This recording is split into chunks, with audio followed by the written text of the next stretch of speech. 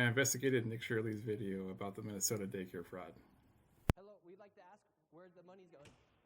This is a now infamous video that was released by Nick Shirley that touched off really quite a firestorm. It was a firestorm that had already been smoldering as politicians and media were ramping up stories on the Minnesota fraud, which really does exist, and I can tell you how much and when it was all found, but more on that later. But it should be noted that this is a re-upload. I'm pretty new at this, and the last version had way too much static in the audio. So I was able to find some time to figure out how to clean some of that static up, and now I'm re-upping it.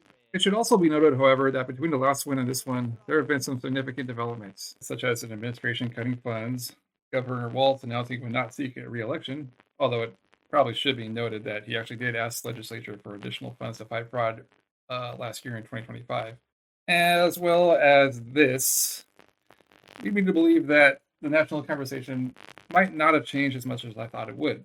Because as I was wrapping up the last one, the administration launched an operation in Venezuela, and I thought, we would be talking about that by now, but maybe not. Now, I want to keep this mostly about the Shirley video, so I won't say much on this one, except if you watch the video, and I'm not going to jump scare you with it here, but if you watch it, you'll notice that before she tries to drive away, she backs up. And although the administration is trying to make this or trying to spin this as the agent was, firing in self-defense as she was trying to run him over in an act of domestic terrorism. Typically, I don't think you would try to back up before trying to run someone over. Also, perhaps my eyes are deceiving me, but as this agent, who, from what I can tell from the video, is the one who was supposedly in danger, while he is pointing and aiming, he appears to be sort of, far off to the side of the vehicle. There's a lot of witnesses to this one, and make up your own mind. They were out due to concerns that ICE was about to try to raid the neighborhood elementary school. Yeah, elementary school. But the point is, maybe the national conversation hasn't changed yet. I mean, I don't know. It could change again today. But it seems to still be going. So if I had to make this video again, I would maybe try to go into some of these numbers he's throwing up in this intro. And although there is fraud, I can explain why these numbers don't seem to reflect current reality. I would definitely use a higher resolution in my Linux laptop video editor settings, which I'm still learning how to use, and I would try to tighten up my arguments and get to the point faster. But I think for the most part, I was on track. So, the rest of the video is pretty much exactly the same as my first upload, minus a portion of the static. My laptop's filter and microphone is sort of lacking. But anyway, if anyone else is watching, thanks. Because Nick Shirley, who started long ago with pranks and social experiments before he turned political, remember those from old YouTube? Anyway, he was known to have done things like pay actors to be in his videos. So, yeah, he's connected up to the White House. We now know he was working with politicians while producing this video. So, a comprehensive and critical treatment is definitely called for if you're interested at all in this issue with any kind of seriousness. And in this video, we will break down all of the fraud from start to finish, from going to the fraudulent businesses and confronting the people who are making millions of dollars from the government. Of course, I could be full of it too, but either way, if you're interested in this issue, wouldn't you like to see? If you search around on the internet for various sources, and this should really surprise no one, but there's claims of, stuff that's left out or deceptive editing, so I really started wondering, are these claims legit? Actually, I wondered several things right away. Worth noting is that state licensed daycare centers are, they're supposed to be very regulated, and it would be rather unusual for them not to be inspected on some type of basis. And turns out, as you would expect, every single active center in this video has been inspected within the last 6 months. And this is never mentioned, but it seems pretty important, right? Because if it's true, then how can you explain what's happening in the video? Also, I gotta point out that in the weeks since Shirley's video dropped, many of these centers have been re-inspected since, both by state inspectors as well as, various news media as it's attracted a firestorm. And, excluding content from the political opinion pieces and online influencers, which, a lot of us confused for news these days. I'm guilty too. But we do got to remember their job isn't to inform, it's to influence, like it's literally job title. Still, that's like 90% of the content you'll find online these days. But the actual inspectors, as well as the actual various reporters from different organizations, uh, all seem to contradict Nick Shirley's claims. And as a consequence, they contradict most of the opinion and narrative that's directly feeding off it as well, which is like 90% of the content. So, how could this be? Let's find out.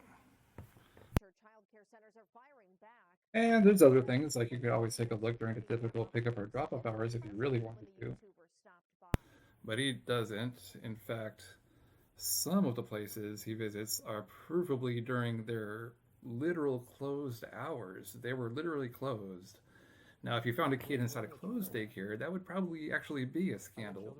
But, he doesn't, which is to be expected. But he doesn't really stick around to see if there are kids when they're actually open. In fact, what he does in the video is he just calls it fraud and leaves. So that's what I'm going to be looking at the places he visits. And I intend to keep score of what is legit and what isn't. Because fraud is a crime and it's a serious accusation. I do think it's a problem in society, and it's one that gets to me and a lot of people personally. And there is fraud in Minnesota and everywhere. But at the same time, serious accusations need serious treatment. But before we start, it's worth noting that there is fraud in Minnesota. In fact, there was a big bust a couple years ago under FBI Director Christopher Wray, for example. Huge bust. And it was a story for a couple days. I don't remember it being part of any media and internet narrative at the national level then, but it did happen. The ringleader wasn't Somali, by the way, but a lot of the people involved were. In fact, there's been 78 cases that came out of this one alone, which, when you think about it, it's kind of a funny number because out of kind of an amazing coincidence, it turns out to be exactly 78 more cases of actual fraud than came from Doge. And I'm only bringing it up here because I want to make a point about narrative and gaslighting soon, because I'm 99% sure it'll be coming back before long on this issue, even if the national conversation might have changed to something else for now. One thing is that there actually has been an investigation into daycare centers in Minnesota in particular, over 60 of them, in fact, going back over a year if you look at the date this article was published, and it's still ongoing. So you'd think a serious video about daycare fraud in Minnesota would mention that, but no. And it's not just that for sure. I mean, there are other ongoing prosecutions that have been going on for a while that are quite large, and there will be more convictions. And just like everything else, like tariffs, Doge, Epstein, Trump's trials, Venezuela soon, I guarantee it, etc. I mean, they will gaslight this too, and there's probably going to be never-ending hype and controversy from the podcasts, the cable, to the White House and back, and attempts to gin up cases. And who even cares when what you really need is the headlines anyway? I mean, think of it this way. The inspectors and reporters who went back to check on these daycare centers, and see what's really going on and actually go inside, they get, thousands of views, at least on YouTube. But all the narrative built on top of the Nick Shirley video, that gets hundreds of millions. I mean, who even cares if it's true or not, if that's the kind of hype you can push out? And, I almost think the guys saying F it and not even paying attention to this one are the real smart ones. But, it's all kind of a lot to talk about. So, I'm just going to, keep it simple and, I'm just going to go back to bashing the video for now. And don't worry, I only have 4 subscribers. So if this video gets more than 5 views, I'll be amazed. And even if it does, I know how politics works. It's going to change like no minds. So don't worry, it's completely inconsequential. And with that out of the way, let's continue. So far, I've just asked questions, mentioned a few things, talked a little bit about big picture stuff, but I think it's time to throw out kind of a wild one. So in this Shirley video, you'll see a lot of people that are nervous or reluctant to open their doors. They act confused while he's, asking about Joey. I mean, at least when that old dude isn't waving papers around. I mean, if you think about it, if some crazy old guy showed up and started yelling at you, waving papers around, like, would you be confused? Like, I might get angry. Like, hell no, I'm not gonna look at your papers, you crazy old dingbat. Just shut up and go away, you old coot. But confusion seems like a pretty reasonable option as well. They're mostly just nervous and confused and like, what the heck? But what Nick is careful to at least trying to show is that while he's standing in these doorways asking about Joey with these other guys, he has a group of people with him that happen to be dressed up similar to ICE standing off camera. All right, we've arrived to ABC Learning Center. In a now viral video, right-wing YouTuber Nick Shirley claims nearly a dozen daycare centers in Minnesota are taking public funds but not providing a service. He says ABC Learning Center is one of them, knocking on the door in mid-December. I would like to check a child in the daycare. Hassan says his employee didn't respond because Shirley was in a group of about 8 people, and his staff were concerned about recent ICE activity. That's the one with the masked people and doesn't have a plate. This surveillance video captures Shirley arriving at the center a little after noon. Hassan says he was only there for a few minutes and that he was accompanied by masked men in a vehicle with no license plates. Big dudes with masks on, all in black. And given that ICE right now is right here, right now, targeting Somalis, and it's national news, I mean, they had to have known. I mean, this isn't no innocent oopsie, like, oh, we wear masks all the time. Yeah, maybe you do, maybe you don't, but right now it's kind of important. And also ask yourself, I mean, if you were a parent and some young guy rolled up to your daycare with a bunch of masked goons that look like the type of guys who might want to take your kid, and as well as some old coot waving papers and a camera, and he's acting completely not like a parent, mumbling something about, we want to bring Joey here, which is not how you would go about it, and the kid's not even there. I mean, would you want your daycare to let that guy in? Hell no. Stay the hell away from those kids, you weirdos. In fact, come to think of it, I'd expect them to be trained to not let guys in like that in. I mean, you're at a daycare, don't let extremely weird people with a bunch of masked goons in. Like, if you did, you should be fired. Keep them out. Duh. And as you're probably aware, if you're watching this right now, the administration and ICE are famously targeting the Somali community in Minnesota.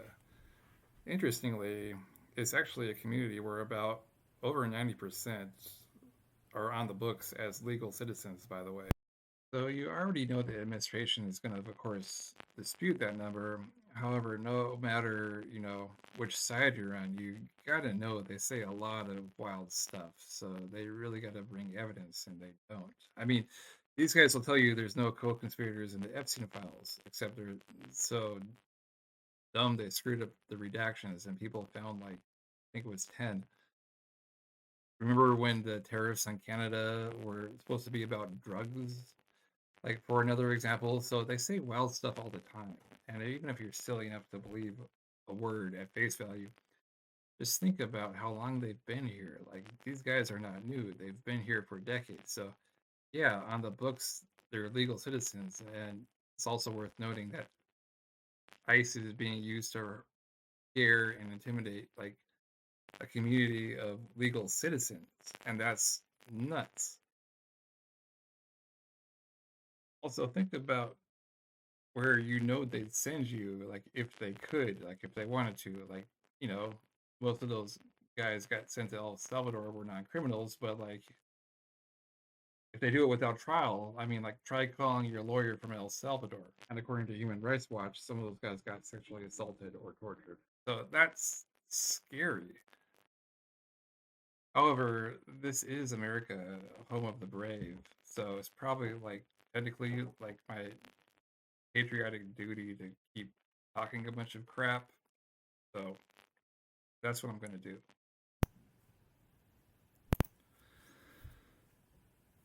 But anyway, back to the guys dressed like ice. You really only see them for a couple seconds out of this entire 45-minute video. I mean, there it is. But thanks to Care 11 News for confirming this, they have security camera footage of these guys. And later we meet this one lady who seems to have gotten the impression that they're ice. Don't open up! How do you have ice here, ma'am? I'm literally a YouTuber. Don't open up! Gosh, I wonder how she got that idea. And, like if you want to make excuses like, oh, those aren't official uniforms, my gosh. I mean, like, first of all, look it up. ICE, wears all kinds of stuff. But second of all, I mean, they're in the area, they're targeting people or you're being targeted, possibly. And you see a bunch of goons roll up in the car with no plates, all dressed in black, wearing masks, getting out, and striking poses. I mean, come on, what's your first thought going to be? But now that we're aware of that little tidbit that, he's pretty much careful to almost always keep off camera, except, we catch a couple of the tiniest glimpses.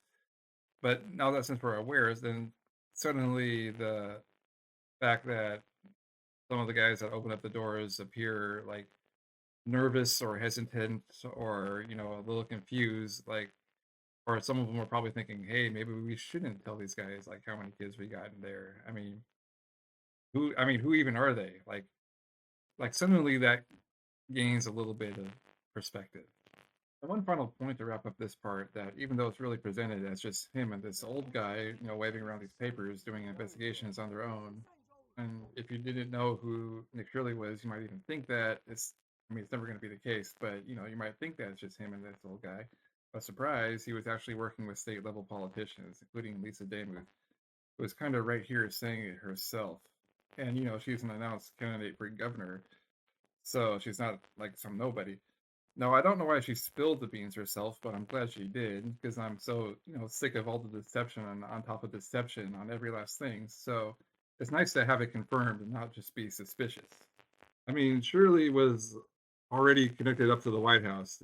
He's been producing like videos for a while, and you could go to the White House and you could talk to Donald directly. So when you're aware of that, it's going to be part of a bigger narrative anyway, and especially when it's coordinated with the ICE raids. Fox News definitely had their narratives ready to go. Like before, like anyone can even look at this video, like there's already like a million like anti-Walt videos, and the online influencers and other channels are just like all jumping like on command. So it's not it's part of a bigger thing anyway, but it's it's nice just to have this confirmation. I guess I'm just bringing it up because you got to know that at least a Damuth for governor, this would not be a story. The national conversation would have been something completely different for a week. I guess like it's different now anyway because they just took the Venezuelan president. But she would obviously not have worked with Nick Shirley to gin up controversy against her own administration. And Fox News wouldn't have their 50,000 opinion pieces ready to go, and the online influencers would be talking about something totally different. Even though the actual issue, the investigations regarding the COVID fraud would have been exactly the same. I mean, COVID fraud happened everywhere, not just Minnesota. And maybe she would be investigating, maybe she wouldn't, but 99% she would be investigating, and it would probably not even be different, but we would be talking about something else completely different. So it's just interesting to note how these narratives get created. In politics, I think this is called like wagging the dog. Maybe not. It's kind of a nerdy term. I'm not really that familiar, but the idea is that instead of like the powerful responding to the voters, narratives get created and voters respond to the powerful instead, like a tail, wags the dog. So the situation would have been the same, but we'd be talking about something totally different. And it's good to be aware of how these narrative pushes happen because they're super real and they happen all the time. But regardless, like even though this Shirley video is not going to show, it just is so deceptive and it has so many problems in it. But they are going to try to gaslight you about it because with the amount of ongoing cases, there's still going to be convictions, and they're probably going to be diverting more resources to try to gin up the numbers even more.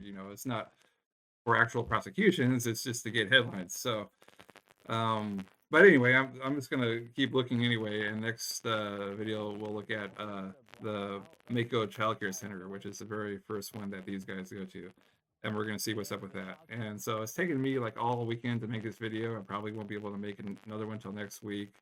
So it'll probably be a while, but coming soon, Mako Child Care Center. All right, if you made it this far, if anyone's even watching, thanks for watching. I appreciate it, and see you next time.